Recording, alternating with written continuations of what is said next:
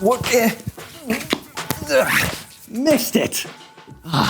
Hey, welcome to Story Lab. This week we're talking about commitment while we take a look at the story of a man who said something important. Like the most important thing ever.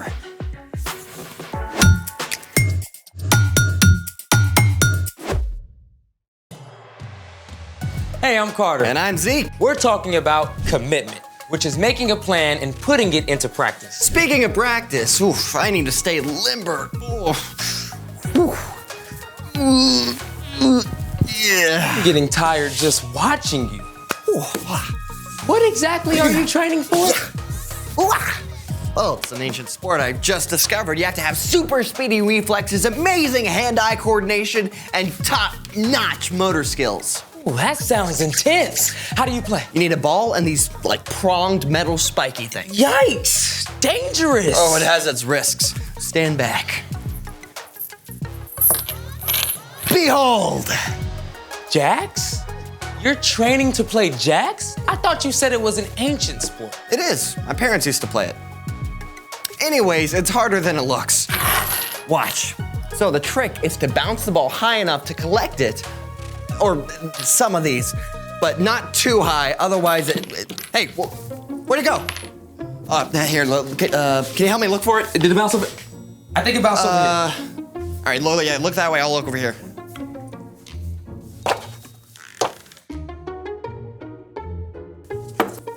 Oh, no. Where's the ball?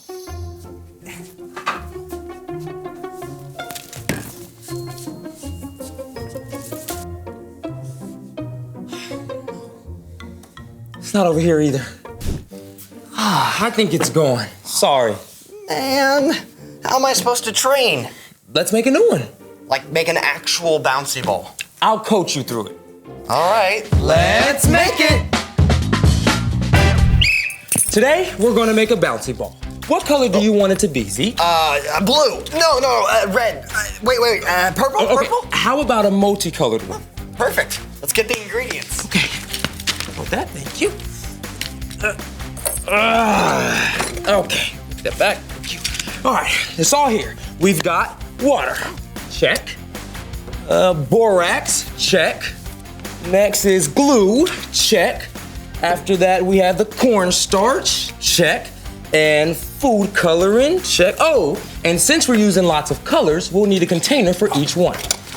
Okay, and then something to mix with. Check. All right, ready to make this? Let's roll. Get it? Because it's a ball. Yeah. You know, this looks pretty complicated. It's probably gonna take way too long. I can just find another. Get your head in the game, athlete. We can handle this curveball. Come on, let's go. You're right. You're absolutely right. Let's do this. First step, mix a teaspoon of borax with a quarter cup of water. One for each color. Go, hurry up, come on. Okay.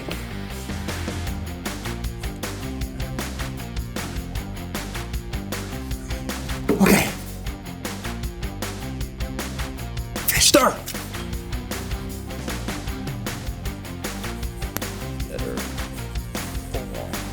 Okay, check. Now, add a teaspoon of glue to each container. Does it matter if it's clear or white? Nope, both work, but good question. Nah, I like to be on my A game. Keep going. You're doing good. As I see the improvement. Good job, Zeke.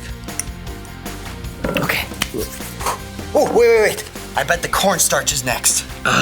Good call. Add a quarter teaspoon of cornstarch to each bowl of glue, then we add the food coloring and mix it really well. Game on. Come on. Very hesitant. There you go. Okay. Now what? Food coloring. Oh, right. Food coloring. Put the food coloring in. There we go. Come on, food coloring. Mix it. Mm-hmm. Mix it. Mm-hmm. Are you mixing? I'm mixing. Are you mixing with maximum effort? Mixing is happening right now. Maximum effort mixing? As hard as I can. Okay.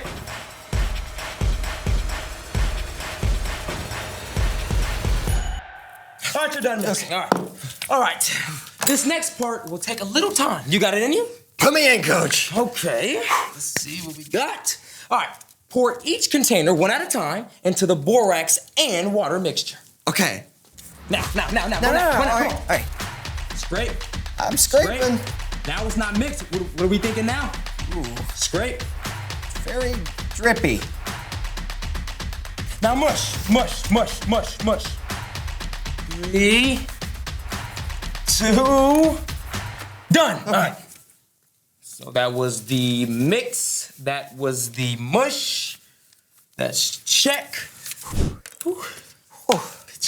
Good job, man. But the game's not over. We're almost at the finish line, all right? Now smash all the colors together and form them into one ball, okay? Go, form, smash, form. Roll it. Make that ball. Make the ball. We need the bouncy ball. Make the ball.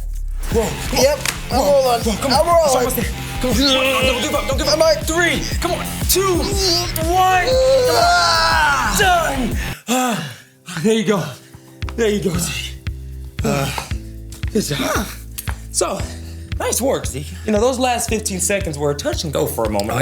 But what was going through your head? You know, it was tough, but we didn't give up. We took a chance and it paid off. It was totally worth it, and we made a bouncy ball. A bouncy ball. Wow, look at that. Well, you heard it here first, folks. Well said. Speaking, it's time for... The story before the story. Today, we're in the book of Matthew. Matthew is one of the 4 Gospels that tells about the life of Jesus. For 3 years, Jesus traveled from town to town, sharing about God's kingdom and healing people.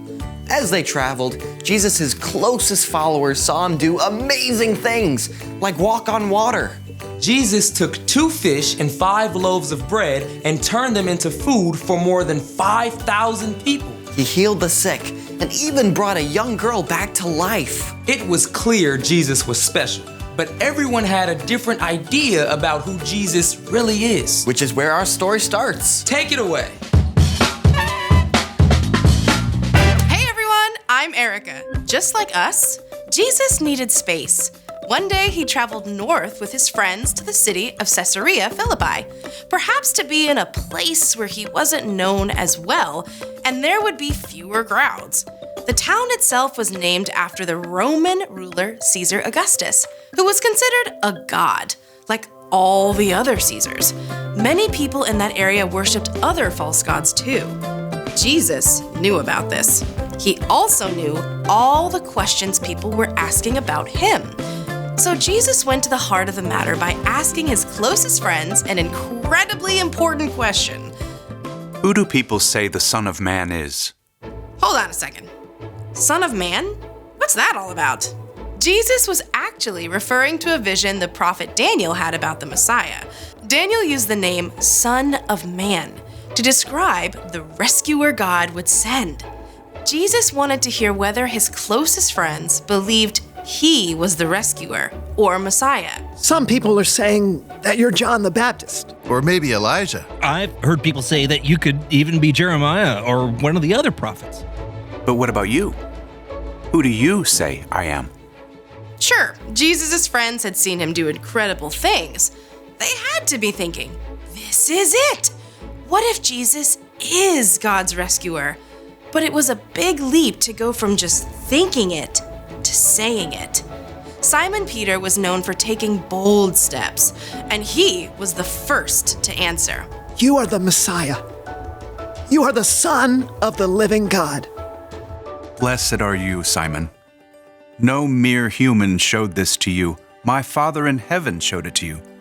Here's what I tell you. You are Peter. On this rock, I will build my church. Okay, this is some wordplay. See, the name Peter means rock, and to add to that, Caesarea Philippi was known for a large rock formation. So it's quite possible Jesus and his friends were looking at a giant solid rock. It was a word picture. In speaking up, Peter had shown how strong his faith was, and Jesus promised to build his entire future church on that faith. Now, Jesus knew not everyone was ready to hear that he is God's rescuer, so Jesus told his friends not to tell anyone that he is the Messiah. See, some people wanted Jesus to be a king to lead an uprising against the ruling Romans. That could have caused trouble with the Roman government. Jesus knew it wasn't time for that. For now, it was enough that Peter had been courageous to speak the truth about who Jesus is. The end. Peter was a pretty strong guy. Like a rock, clearly. Yep, Peter was all in. So, what's our part in the story? Jesus' friends had a lot of questions. They weren't sure what to think. But Jesus got the conversation started. He challenged them to speak up and talk about it. That's something we can practice too. You mean telling people who Jesus is? Absolutely. But it's more than just that. You can practice talking about God as part of everyday conversation. With your family. And your friends. That's right. Sometimes talking about what God is up to feels easy, and sometimes it seems a little harder. But choosing to talk about God reminds you to keep your eyes open for what God is doing. And get other people to see it too. You can share about the way God helped you to stay calm on a big test. Or when you see an incredible sunset, you can talk about God's amazing imagination. And if your friend gets upset, you can remind your friend that God is always with us, especially when we're lonely or sad. Show up for your friends and family, and be willing to listen too. The more you're there for them, the more they'll be open to hearing from you about God. Just takes a little practice. And commitment. You got it. This has been awesome. Thanks for having me, and see you next time. Bye. So, here's the thing. Practice talking about God. Share what you've seen. And you can talk about it while you do what you love to do. Hey, I've got my jacks. And I got our brand new bouncy ball. Perfect. Hey, let's talk about God while we play jacks. Awesome. I see God in ocean waves. I see God when new leaves grow. Or when God helps me with a tricky math test. Or when I need help to make a wise choice. Ready to admit defeat? Never. I'm committed to this. Thanks for joining us in the Story Lab. See you next time. All right, you want to keep playing? Yeah, but we need the ball. Oh, Did we lose that one too? we might have to make another one. All right, coach. All right. You go get the stuff, I'll go get my whistle.